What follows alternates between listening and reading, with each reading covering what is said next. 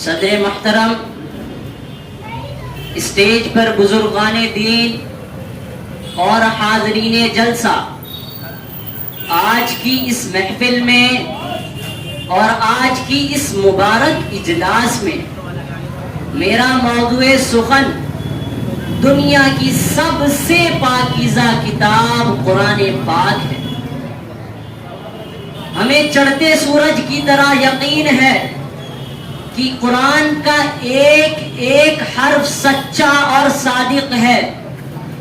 وہ قرآن پاک جس کی زبان مقدس، جس کی بیان مقدس اور جو فصاحت و بلاغت کا ٹھاٹھے مارتا سمندر ہے، اور جس کے متعلق ارشاد ربانی یعنی خود خالق تعالیٰ نے فرمایا کہ اس کے سچے ہونے میں کوئی بھی شک و شبہ نہیں، اور جس کے بارے میں محمد الرسول اللہ صلی اللہ علیہ وسلم نے فرمایا تم میں سے سب سے بہتر شخص وہ ہے جو قرآن کو سیکھے اور سکھائے۔ خدا تعالیٰ سے دعا ہے کہ ہم سب کو قرآن کی دولت سے مالا مال فرمائے۔ نوجوان دوستو، قرآن پاک رب ذوالجلال کی طرف سے عطا کردہ وہ حسین تحفہ ہے جس نے 23 برس کی قلیل مدت میں پورے عالم میں وہ انقلاب برپا کر دیا کہ بڑے سے بڑے فصحا، بلاغا، ادبا اور شعراء حیران و ششتر رہ گئے، جن کی آیتوں کو سن کر پتھر دل موم ہو گئے، جن کی آیتوں کو سن کر بڑے سے بڑے تنگ دل والوں کے بھی دل کھل گئے۔ یہ وہ قرآن ہے، ہاں دوستو، یہی وہ قرآن ہے جس کی عزت سے، جس کی برکت سے عزت و رفعت کے شامیانے گڑ گئے۔ یہی وہ قرآن ہے جس کی برکت سے جنات و شیاطین کا آسمانوں پر جانا بند ہوا۔ یہی وہ قرآن ہے جس کی بدولت عمر فاروق رضی اللہ تعالی عنہ کو ایمان نصیب ہوا۔ یہی وہ قرآن ہے، اور کوئی کتاب نہیں کہ جس کی حفاظت کا وعدہ خود اللہ تعالیٰ نے کیا ہو، لیکن یہ وہ قرآن ہے جس کی حفاظت کا وعدہ خود اللہ تعالیٰ نے کیا، اور اس کے لیے کسے چنا؟ ہمیں چنا، ہم جیسے حفاظ کو چنا۔ ویسے تو اللہ چاہتا تو کسی سے بھی کام لیتا، لیکن اللہ تعالیٰ نے اگر چنا تو ہمیں چنا۔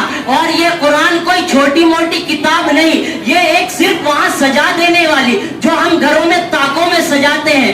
آج تو زمانہ بڑا ماڈرن ہو گیا ہے، چلیے میں آپ کو ماڈرن طریقے سے سمجھاتا ہوں، آپ کے طریقے سے سمجھاتا ہوں۔ آج سائنس کتنی زیادہ ترقی کر رہی ہے نا، سائنسداں جسے ہم انگلش میں کیا کہتے ہیں، سائنٹسٹ کہتے ہیں، سائنٹسٹ اتنے ترقی کر رہے ہیں نا، کہاں کہاں جا رہے ہیں، لیکن وہ بھی جو آج پروف کر رہے ہیں 1400 سال پہلے اس قرآن نے پروف کر دیا تھا۔ اگر یقین نہیں آتا تو دیکھیے جو سائنس اب پروف کر رہی ہے کہ سن اپنے خود کے آربٹ میں گھومتا ہے، کہتی ہے نا سائنس، وہ قرآن نے 1400 سال پہلے بتا دیا۔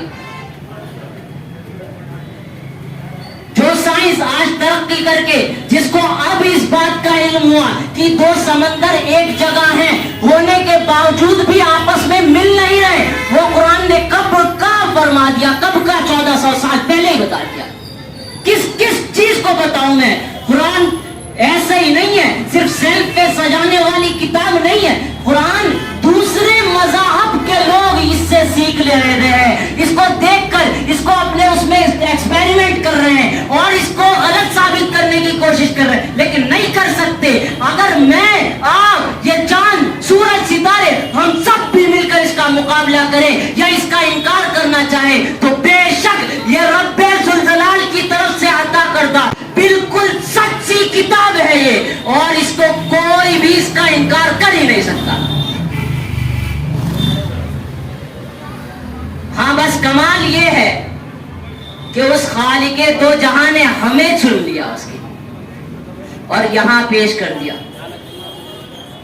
اور میرے بھائیوں، جتنے سائنسداں، قرآن تو قرآن، حدیث، آپ کو ایک بات بتاتا چلوں، مکھی جب چائے کے اندر یا کسی پانی کے اندر گر جاتی ہے تو بتایا جاتا تھا، حدیث میں آیا کہ اس کو واپس ایک اور بار ڈپ کر کے یعنی اندر گرا کے ایک اور مرتبہ پھر اس کو پی سکتے ہو آپ. اور آج یہ سائنس والے کہہ رہے ہیں کہ کیوں ایسا، انہوں نے پروف کر کے بتایا. اب انہیں پتا چلا کہ ایک پر جو ہوتا ہے اس کے اندر شفا ہے اور ایک پر میں پوائزن ہے. جب اس کو ڈپ کرتے ہیں تو وہ بالکل برابر ہو جاتا ہے. یہ اب سائنس پروف کر رہی ہے اور ہمارے نبی نے 1400 سال پہلے پروف کر دیا. کس چیز کو آپ جھٹلائیے گا؟ اور سب سے افسوس کی بات تو یہ کہ جس ذات پر یہ نازل ہوا، جس کو اس سے فائدہ اٹھانا تھا، اس نے طاق پر سجا رکھا ہے. اور جس کے لیے نہیں تھی یعنی دوسرے مذاہب کے لوگ، وہ اس کو پڑھ کر ایکسپیریمنٹس کر رہے ہیں، وہ اس سے فائدہ اٹھا رہے ہیں. اور جسے اٹھانا تھا وہ غافل ہیں.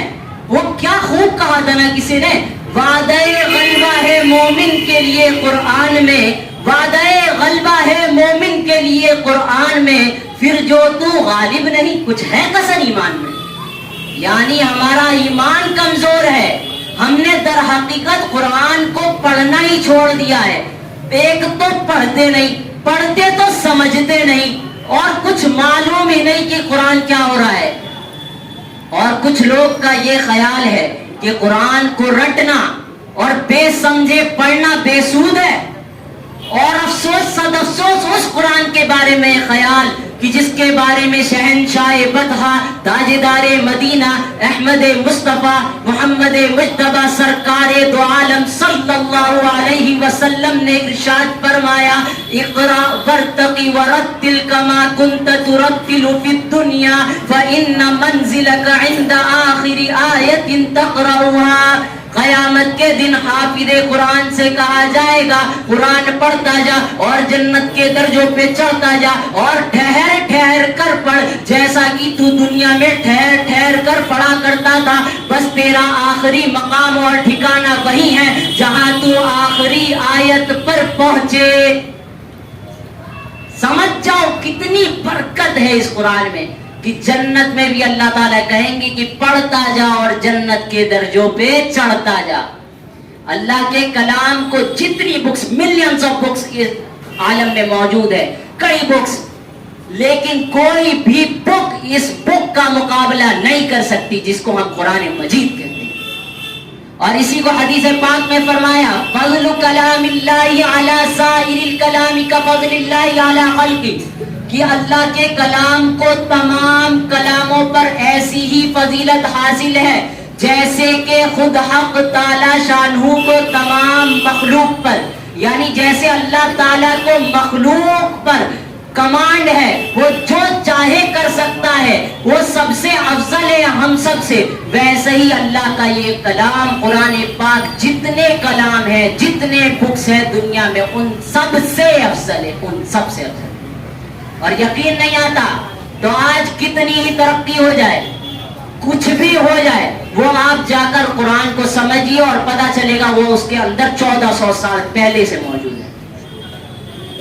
اور قرآن کی برکت یہ ہے کہ دنیا میں تو ثواب، یہ تو وہ قرآن اور یہ وہ کتاب ہے جس کو دیکھنا بھی ثواب، جس کو پڑھنا بھی ثواب، جس کو چھونا بھی ثواب، جس کو سننا بھی ثواب، اور جس کے بارے میں اللہ کے پیارے نبی، خدا کے دلارے نبی صلی اللہ علیہ وسلم نے ارشاد فرمایا کہ جو شخص قرآن کو پڑھتا ہے اور اس پر عمل کرتا ہے تو کل قیامت کے دن اس کے والدین کو سورج سے بھی زیادہ روشن تاج پہنایا جائے گا. غور کرنے کا مقام ہے کہ جب والدین کو، جو والدین ہو گئے، ان کو اس گرا قدر انعام سے نوازا جائے گا تو خود پڑھنے والے کے عالم، مقام و مرتبے کا کیا عالم ہوگا. جب قیامت کا میدان ہوگا، ایسے 10 لوگ جن کے اوپر جہنم واجب ہو چکی ہوگی، واجب یعنی ضروری ہو چکی ہوگی، اور حافظ قرآن اللہ کی بارگاہ میں سفارش کرے گا. اور دیکھیے قرآن کی برکت کہ اللہ تعالیٰ اس کی سفارش قبول بھی کر لیں گے، اور اس حافظ قرآن کی برکت سے اس کو نجات عطا ہوگی. محترم دوستو، قرآن کریم وہ عظیم برکت اور سعادت ہے جو روح خدا بندی ہے، معدن حیات اور سر چشمہ زندگی ہے۔ وہ عرب قوم، پہلے کے زمانے میں جس عرب قوم کو لوگ جاہلین مکہ کہتے تھے، جہلائے عرب کہہ کر خطاب دیتے تھے، کوئی سوچتا تھا کہ یہ اونٹ کی میگنیوں میں کھیلنے والے لوگ ہیں، لیکن جب یہ قرآن آیا اور انہوں نے قرآن کے دامن کو پکڑ لیا تو جن کا نام جہلائے عرب تھا ان کا نام صحابہ کرام ہو گیا۔ جن کو نفرت سے یاد کیا جاتا تھا، لوگ جن سے نفرت کیا کرتے تھے، ان کو رضی اللہ تعالی عنہم کا ٹائٹل ملا۔ جس زمانے کا نام جاہلیت تھا اس کا نام خیر القرون ہو گیا، اور جس قوم کو لوگ بڑا حقیر سمجھتے تھے، طاقت و قوت سے ایسی لیس ہوئی کہ اس ٹائم کی سپر پاور قیصر و کسریٰ کو مانا جاتا تھا، اس کا غرور اس نے خاک میں ملا دیا۔